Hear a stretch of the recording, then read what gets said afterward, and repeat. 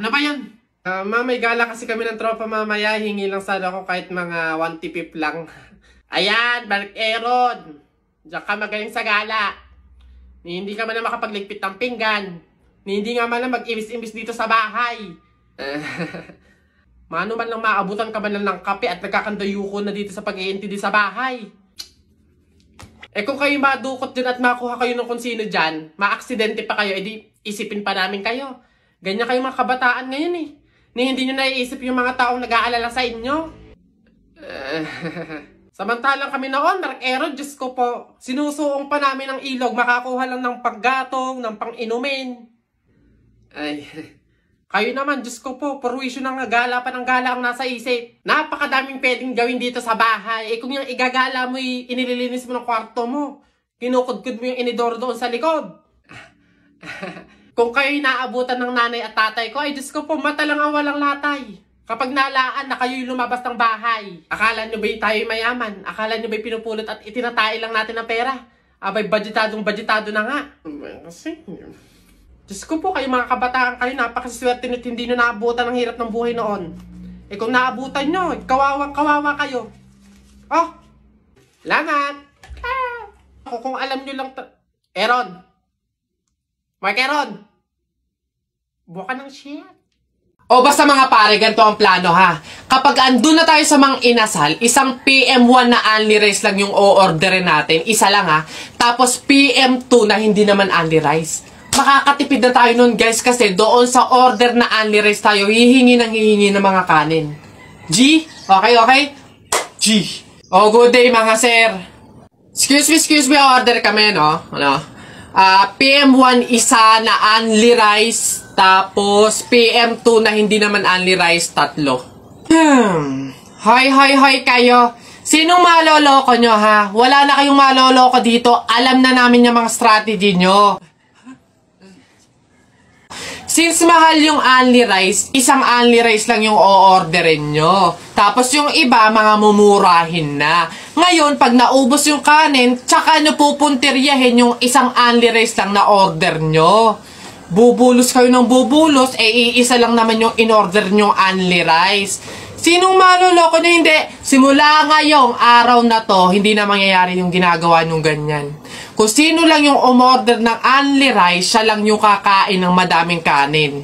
Ay, bawal ba yun? Oo, bawal na nga. Ngayon, kaya wag na kayong magtangkang magdaya-daya dyan mga abutan ng kanin nyo na yan dahil pababantayan ko kayo. Pasok! Kala nyo tignan natin ngayon. Hoy guys, wala na tayong kanin. Hindi tayo lahat pwedeng humingi ng kanin kasi isang only rice lang naman yung order natin. May nagbabantay pa. Hay, nakikita at naririnig ko kayo ha? Tigil-tigilin nyo yung bulungan nyo at pandadaya nyo. Sabi ko sa inyo, kung sino lang yung umorder ng only rice, siya lang yung kakain ng madaming kanin ha? Ano ba yan? Nakakabagot naman. Wala man lang akong magawa. Ay, check ko kaya yung Instagram account ko. Tagal ko nang di nabubuksin yun eh. 2 followers lang? Daya naman, di man na nadagdagan. Tagal ko na itong hindi nabubuksan eh. Daya, bakit kaya? Oh, si Jepoy ito Hala, sikat pala siya sa Instagram. Kaya siguro siya sumikat sa Instagram. Magaganda kasi ng mga pormahan ni Jepoy eh. Gagayain ko to para sumikat din ako. Ganito yun eh. Ito yun eh. Isa pa.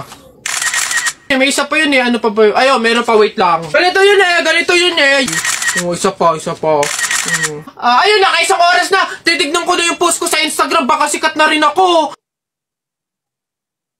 Wala man lang like, Miss Kisa! Ginaya ko na kaya mga post ni Jepoy eh. Basan yung Jepoy na yan, pupunta ko talaga yung panapok talaga sa akin yun. Jepoy! Nakita ko yung Instagram account mo, famous ka pala dun Ginaya ko nga yung mga post mo para sumikat din ako. Bakit walang nangyayari? Hindi naman kasi pwedeng manggaya ka lang ng mga tao para lang sumikat ka. Dapat meron ka sariling paraan kung paano mag-entertain ng mga tao. Paano ba kasi sumikat kagaya mo? Paano magkaroon ng madaming followers sa Instagram? Kung gusto mo talaga sumikat, meron akong isang paraan na naisip, pumunta ka sa TikTok account ni Kuya Kenkoy, tignan mo yung bio niya doon, tapos click mo yung link. Ayun talaga, magkakaroon ka ng madaming followers sa Instagram. Excuse me po, magtatanong lang po, mawalang galang na. Wala po kasi kaming chicken oil dun sa table namin. Ay, hihingi lang po sana ako. Ha? Chicken oil? Bakit? Dahil buto-buto na yung manok mo. Para saan? Para yun naman yung ulamin mo ng ulamin kapag bubulos ka na ng madaming kanin. Alam ko na yung mga strategy yung ganyan. Kapag nga naman naubos yung manok na dapat tinipid nyo, ang pupunteryahin nyo naman yung chicken oil namin. Kasi nga naman masarap yung chicken oil namin, pwede nga namang ulamin yun. Dahilan para mapakinabangan nyo yung only rice. Alam ko na yan, wala na kayong mauuto dito. Visit? Akala nyo banu-banu ako, no? Akala nyo hindi ko malalaman yung iba pang mga strategy nyo. Hindi po to chicken oil. Wala po tong lasa. Ay wow, ikaw pa tong nag-inarte. Alam mo, kulang pa nga yan eh. Asin. Budburan mo ng asin para magkalasa. Chicken oil, chicken oil. Wala na, ubos na.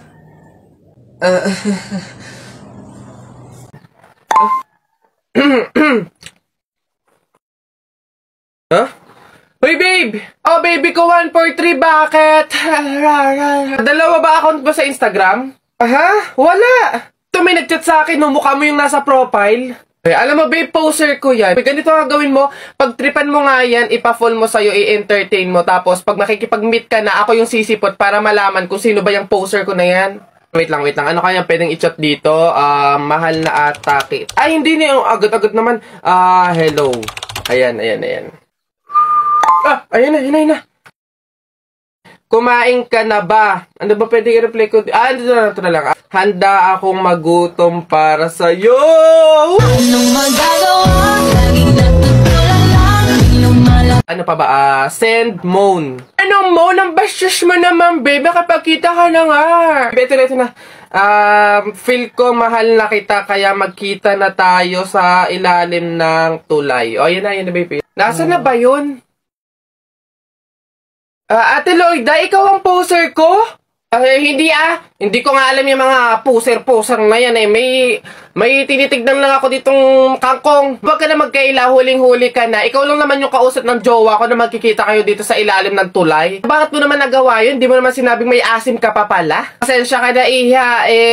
Ang pogi kasi ng boyfriend. Ay, hindi. Kasi, ang dami mo kasing followers sa Instagram. Naiinggit ako. Baka ako pag ginawa kita ng poser, dumami din yung followers ko sa Instagram. Madali lang naman dumami yung Instagram followers. Gusto mo ba? Abay, oo naman. Paano ba yan? Pumunta ka sa TikTok account ni Kenkoy. Click mo yung link doon sa bio niya. Tapos ayun na, doon mo malalaman kung paano dumami ang Instagram followers. Siya, ganun lang pala kadali. Sige, pasensya ka na. Basta click mo yung link doon sa bio ni Kenkoy para dumami yung Instagram followers mo. Tara na, magsiuwi na tayo. Si Ate Lloyda yung kausap ko sa chat.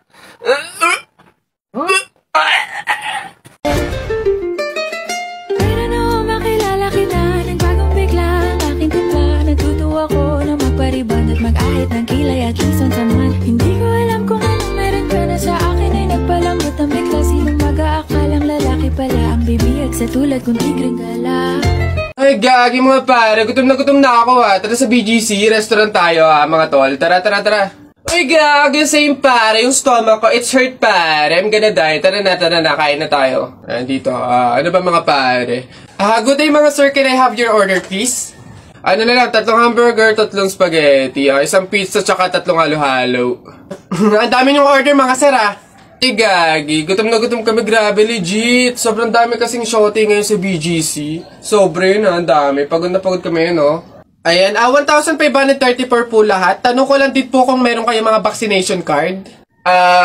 Vaccination card? Baka pwedeng pagbigyan nyo muna kami kahit ngayon lang, pasensya na po mga sir, hindi po pwede kasi requirement po yung vaccination card dito sa restaurant bago po kumain. Gagi, gutom na kami consideration naman. My stomach is hurt na baka naman. Kung wala po kayong mga vaccination card, labas, dali! Bye-bye! Bad trip naman. Tara mga pare, gagi. Magkarinderya na lang tayo. Bad trip, Tara na nga. Nay, naririnig niyo ba yun? Oo, anak. Aswang yun, panigurado. Oo nga, Nay. Anong gagawin natin? Alam ko na yung pamahiin ng lola mo. Sabi niya kasi pag daw may aswang, maglagay daw ng bigas sa gilid ng bahay para daw umalis na yung aswang. Ito, lagay mo sa gilid ng bahay, anak. Sige, Nay. Oh, ayan na, umalis ka na, aswang ka! Ayan. Sa wakas may pangsaing na rin ako. Mga uto-uto, pabahay.